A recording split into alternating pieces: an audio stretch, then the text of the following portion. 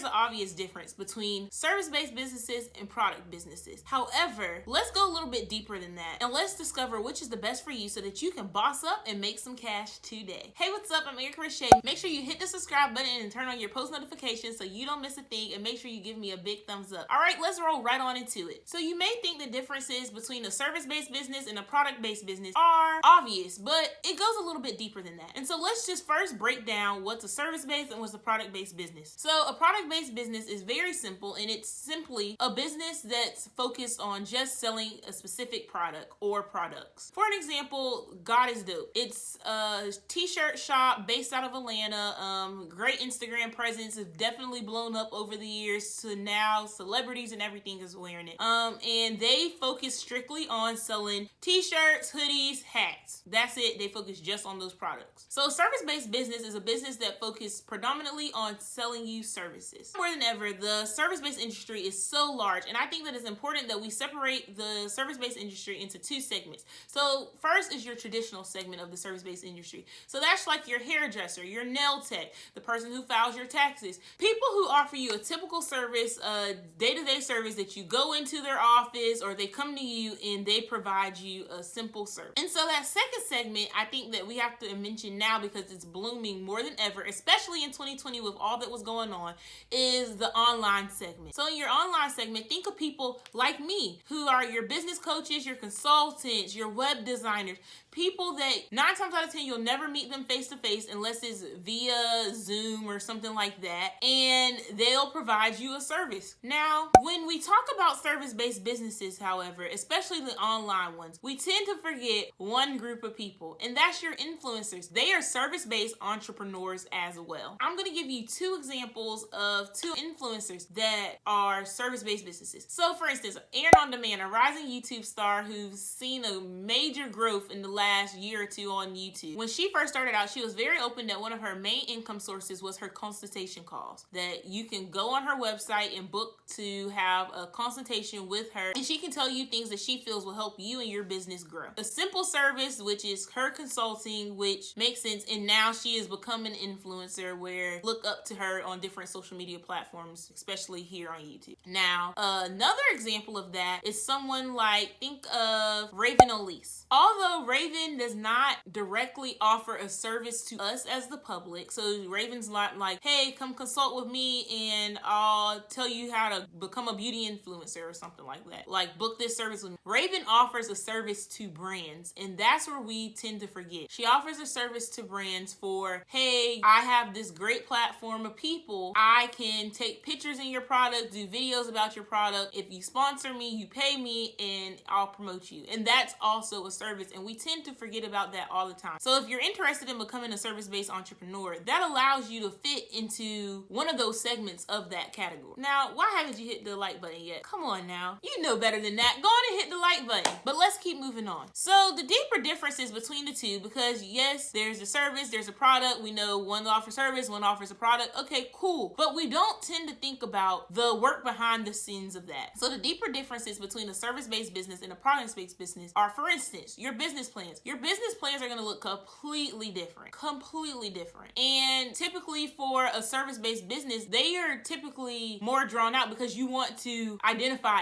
everything in every aspect of your service and what it entails. Next, your marketing efforts are going to look completely different. You don't need a product shot. You can't get a product shot for a service. Maybe you need to promote more as you as a person for a service-based business rather than a diverse group of people using your product. So your marketing efforts are going to look completely different when you have a service-based versus a product-based business. The next big difference that I think that we always forget about when it comes to the difference between a product and a service-based business is your audience expectation and their loyalty. It is so much easier to gain a loyal audience base on a service-based business for the simple fact of your audience expects you to be very personable, and they expect you to be very open and transparent with them, and they generally expect you to be that friend. They're looking for that personality, and that's what will get them to buy. But that can also be extremely hard because now you are the frontier of this service, of this business, the person. So even if you do like custodial work, they are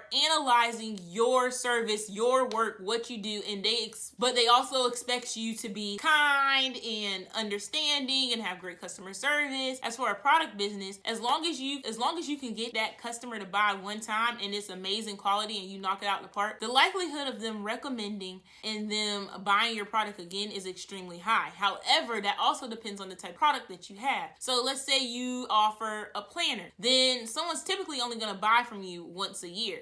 However, if you're a nail tech and you have bomb service and you meet all your customers' expectations, then guess what? They're going to come to you multiple times. They might even come to you every week instead of every 2 weeks because they just love the experience that they get from you as a nail tech. Now, also, I think that it's very important to mention that the startup costs are very different. For service-based businesses, the startup costs can be extremely low. It's just really up to you as the entrepreneur. Typically, you're paying for things just about getting like your business legalized and maybe an educational course or whatever. However, things are very low and just like a few little services and things that you may need for marketing efforts. However, for product-based businesses, not only do you have to pay for all of that, but plus you have to pay for your product and shipping and vendors and things like that, which can get extremely pricey. And also, I think that we tend to forget that the scaling options for product and service-based businesses are completely different, like crazy. It can typically be really hard to scale service-based businesses because generally you're one person, and even if you hire on a team, you cannot please everybody with your just one business. Not at first. So it generally takes service-based businesses a little bit longer to actually scale and grow their service offerings. As if a product-based business, if you do really well selling this one perfume and you're like, okay, maybe I should try the body oil in the same sense or whatever. And then you're like, oh, and then I can offer the body wash. It's just really easy to scale up and to grow bigger and bigger and bigger and to invest in more product and more products so that you can sell to more and more people. Now, I think it's very important that we mention hybrid-based businesses because that's where a lot of people are seeming to shift their focus to. And I see why, because there's a lot of money in it, but it has to be done correctly. Let me give you an example of one of the best to do a hybrid-based business that I've seen.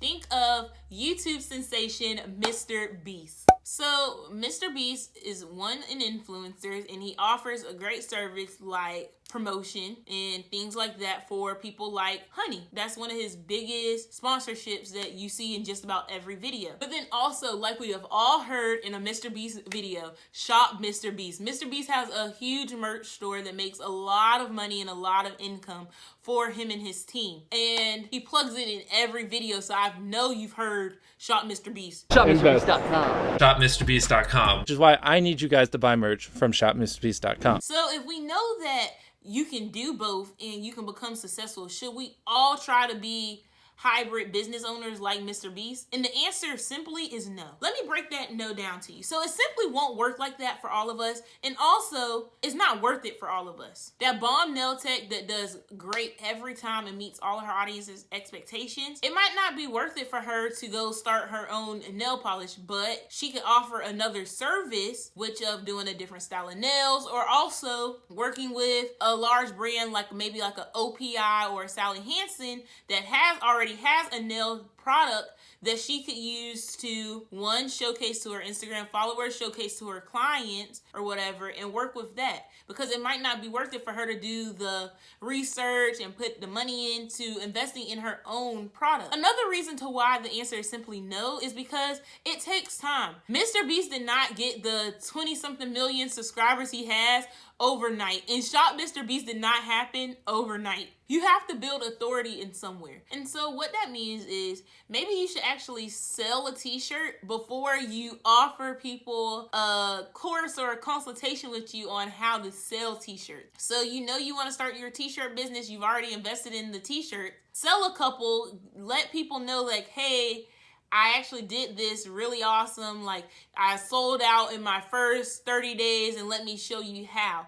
Then that's when you can start adding things on. You want to build authority and build some social proof before you just start throwing stuff out there. You don't want to just throw things on the people at once, because that's typically how businesses end up failing. They try to take on too much at one time. The goal is to find something that you truly like, something that you can stick in for the long haul, something that you'll have fun doing. So even if you're not making all the money that you thought you would be right away, you can stick with it because it's fun for you and it's something that you like and it's something that you truly do believe in. And while you're doing that, you're doing your best to gain credibility, and then you can start scaling up or sticking to where you're at and just sticking it out. If you need more help figuring out whether you should start with a product-based business or a service-based business, or what that ideal looks like, head over to my Instagram at Erica Richey and send me a DM, or you can also just leave me a comment down below. I reply to all my comments and I'll be glad to help you out. And now, if you're wondering what social media platforms you should start out with for your business, make sure you check out this video right here.